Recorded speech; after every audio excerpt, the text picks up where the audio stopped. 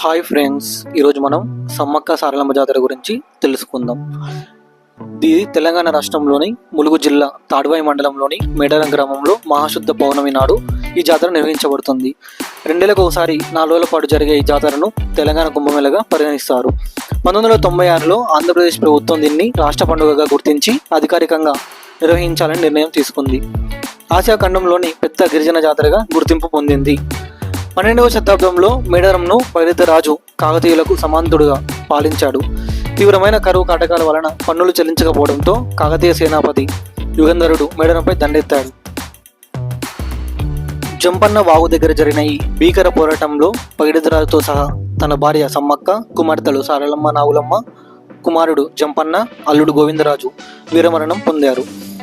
సమ్మక్క సారలమ్మ విరోచిత పోరాటమును స్మరించుకుంటూ మేడారంలోని కోయ గిరిజనులు ఈ జాతర నిర్వహిస్తారు. ఈ జాతర సందర్భంగా 1 కోటికి పైగా ప్రజలు అత్యంత భక్తి విశ్వాసాలతో ఈ గిరిజన దేవతలను దర్శించుకొని నిలువెత్తు బంగారమును అనగా బెల్లమును సమర్పించుకుంటారు. గుడి లేదు, మండపాలు లేవు, వేద మంత్రాలు మరియు విగ్రహాలు ఉండవు.